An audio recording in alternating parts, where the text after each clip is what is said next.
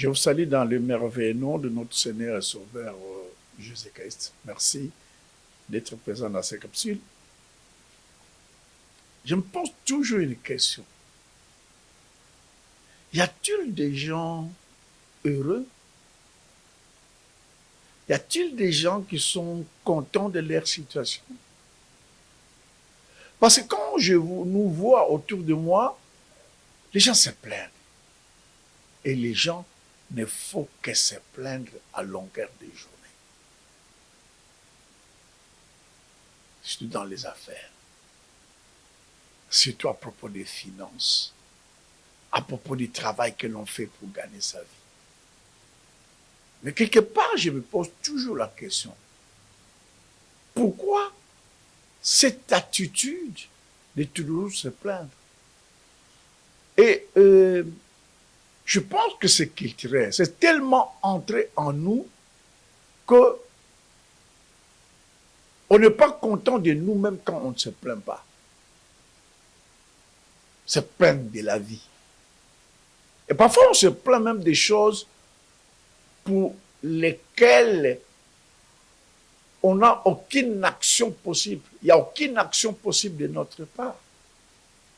Des choses pour lesquelles, qu'on dise oui, qu'on dise non, elles vont être ce qu'elles sont.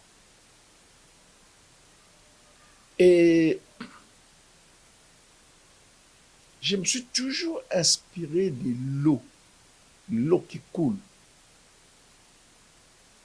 L'eau qui coule, vous allez me dire que je commence à philosopher, mais non, mais c'était une observation, c'était un constat. L'eau qui coule ne se plaint pas. L'eau qui coule, surtout dès lors qu'il y a une certaine pente, coule en s'adaptant à l'environnement. Nous, dans nos cultures, on a vu ça de mauvais sens. Enfin, on a tiré seulement les négatifs de cela. On a des proverbes du style « à l'eau et à un parcours sinueux parce qu'il est parti seul ». S'ils avaient été à deux, il aurait eu un parcours droit. Mais qui nous dit que pour arriver quelque part, il faut toujours de la droiture? D'ailleurs, et l'expression, le vocable dit très bien, tout chemin mène à Rome. On n'a pas dit que tout chemin doit mener à Rome. C'est tout chemin qui mène à Rome. Donc, l'eau, au lieu de se plaindre, se dit, la nature est telle qu'elle, l'environnement est tel qu'il est. Même si je me plaignais, l'environnement ne changera pas. Donc, c'est à moi de m'adapter à l'environnement si je veux continuer à couler.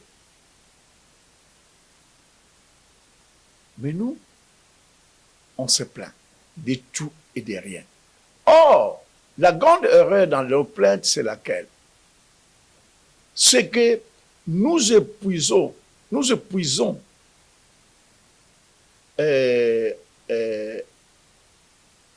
mal une denrée qui est la plus rare qui soit dans notre vie, le temps. Quand tu te plains, le temps ne s'arrête pas en attendant que tu finisses de te plaindre. Quand tu te plains, le temps, lui, il continue son chemin. Et quand tu as fini de te plaindre, tout le temps que tu as pris pour te plaindre ne revient pas. Il est parti. Il est épuisé, comme une cigarette brûle à la fumée, au feu. Donc, nous devons comprendre que la vie, surtout le monde des affaires, est un monde d'aléas, est un monde de problèmes, est un monde de situations difficiles. Ce n'est pas un fleuve tranquille. Nous devons chercher à avancer, peu importe les circonstances devant nous. D'ailleurs, un homme se découvre en fonction de la manière dont il résout les problèmes qui se posent à lui.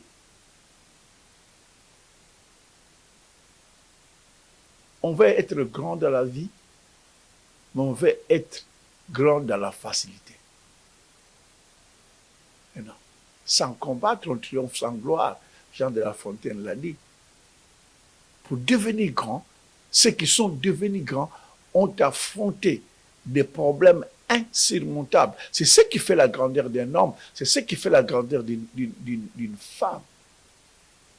On veut progresser dans les finances, mais les finances ne se distribuent plus. Même à l'époque où les gens faisaient la ruée vers l'or, l'or était plus ou moins facile, mais il fallait arriver dans les pays où il y avait de l'or. Les gens ont pris la mer, certains ont péri dans la mer. Et même ceux qui sont arrivés dans les carrières de minerais, ils ont dû creuser, batailler dur contre les intempéries, contre les maladies, contre les conditions de travail qui étaient inhumaines à l'époque. Aujourd'hui, nous citons des Rockefeller, nous citons des je ne sais qui, mais ces gens-là n'ont pas ramassé l'argent à la pelle. Ils ont scié sang et eau. D'ailleurs, quand nous rentrons dans la Bible, il est dit que c'est à la sueur de ton front que tu gagneras les pains. Et cette sueur de front vient après quoi, ce verset vient après que Dieu ait maudit la terre, qui te produira des ronces et des épines. Tout ce que tu rencontres dans la vie, les difficultés que tu rencontres, ce sont les ronces, ce sont les épines. Mais tu veux que quoi? Tu veux que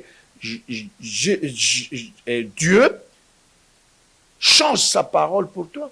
Il dit pour tout le monde, il y a des ronces, pour tout le monde, il y a des épines, mais pour toi, puisque Dieu t'aime trop, il n'y a pas d'épines, il n'y a pas de ronces. Non, il y a les ronces, il y a les épines. Toi, travaille. Avance au lieu de te plaindre. Nous nous plaignons trop. Nous nous plaignons du temps, nous nous plaignons de la pluie, nous nous plaignons du vent, nous nous plaignons de tout et de rien. Ce n'est pas une bonne attitude pour quelqu'un qui veut progresser financièrement.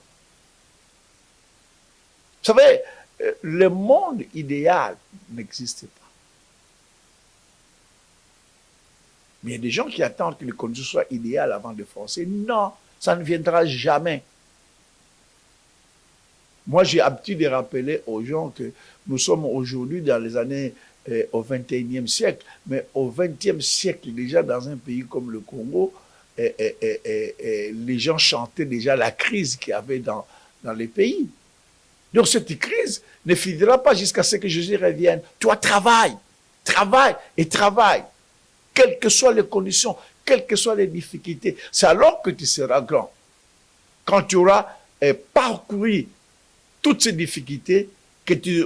D'ailleurs, rentrons seulement dans la parole de Dieu. La Bible dit quoi? Assujettissez la terre. Le mot assujettir veut dire quoi? Veut dire dominer, veut dire dompter.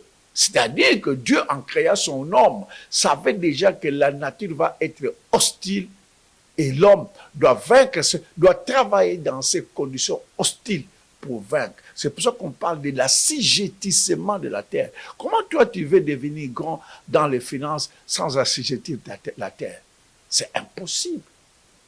C'est impossible. Donc celui qui se plaint continuellement est en train de dire, moi je ne vais pas réussir, moi je ne vais pas réussir, moi je ne veux pas réussir. Parce que ceux qui ont réussi, que tu admires, ils sont passés par ces épreuves-là. Jean de La Fontaine dit, à vaincre sans péril, on triomphe sans gloire. Donc tu veux triompher sans gloire. En quoi tu vas devenir un modèle pour ceux qui viennent après toi? Pour être modèle, ceux qui viennent après nous doivent se dire, il a eu à faire face à tel obstacle, il l'a vaincu. Il a eu à faire face à tel problème, il a trouvé solution. Il a eu à faire face à telle hostilité, et il a vaincu. Rappelons-nous du cas de David. David s'approche du roi, le roi dit, tu es un enfant, tu ne peux pas aller combattre contre Goliath. David dit quoi? J'ai vaincu dans la brousse. Quand l'ours venait, je l'ai déchiré. Il avait fait ses preuves. Et en allant face à Goliath, Goliath c'était une montagne, un os qui faisait fuir toute l'armée de Saül. David l'a vaincu parce qu'il n'a pas eu peur d'affronter les grandes Goliaths. Chaque fois qu'on a des difficultés, moi je ne suis pas en train de dire qu'on peut vivre dans un monde sans difficulté. Ça n'existe pas. Même Jésus-Christ a dit, Père, Père, est-ce que tu ne peux pas éloigner cette coupe? Mais après, il s'est ressaisi, il a dit que ta volonté soit faite. Il y a dans la vie professionnelle des problèmes qu'on rencontre qui sont dans la volonté de Dieu. David dit, il exerce mes mains au combat, mais il exerce ses mains au combat en faisant quoi? Si Joseph s'était fatigué en cours de route, il n'aurait pas vaincu Potiphar, il n'aurait pas vaincu la prison, il ne serait jamais arrivé auprès de Pharaon. Mais nous, on veut devenir grand, on veut devenir riche en croisant les mains, en dormant dans notre lit, en se disant non, il fait chaud, il fait froid, il pleut, c'est trop sec. Non. Ne regarde pas. La nature, affronte-la. La nature est faite pour être affrontée, comme l'eau qui affronte la nature, qui s'adapte à la nature et qui passe. Et rien n'arrête l'eau. Or, je l'ai déjà dit, et il est connu, il est de notoriété publique, que l'homme, c'est 70% d'eau. Donc l'homme a les facultés de l'eau, les mêmes facultés que l'eau. Si l'eau affronte l'environnement, affronte la nature et passe outre les difficultés, outre les problèmes, l'homme est aussi capable, sinon plus capable que l'eau, parce qu'en plus, l'homme est doté de l'intelligence. Et l'homme a été créé pour assujettir la terre. Ce n'est pas pour se plaindre à propos de la terre. Arrêtons de nous plaindre, nous perdons le temps que nous voulons, que nous aurions dû utiliser pour notre travail afin de devenir riches. Parce que la richesse, c'est le travail qui amène vers la richesse. Ce n'est pas en regardant les difficultés. Un peu croiser les bras, un peu dormir, et la pauvreté vous surprendra. Or, croiser les bras vient quand on ne veut pas affronter l'environnement, quand on ne veut pas affronter la nature. Il n'y a pas de victoire sans affrontement. Ça n'existe pas. On ne devient pas grand en restant, en contemplant la nature. On devient grand en affrontant la nature. Arrêtons de nous plaindre. Avançons. Ceux qui ont réussi aujourd'hui ont avancé. Ceux qui ont réussi hier ne se sont pas arrêtés, ne se sont pas plaints. Ils ont avancé. Ceux qui réussiront demain, ce sont ceux-là qui avancent, qui progressent, malgré les tempêtes, malgré le vent, malgré l'ouragan, malgré toutes les difficultés, malgré tous les problèmes. Avançons. Se plaindre, ce n'est pas pour les hommes qui gagnent. Se plaindre, ce n'est pas pour les femmes qui gagnent. Que Dieu vous bénisse.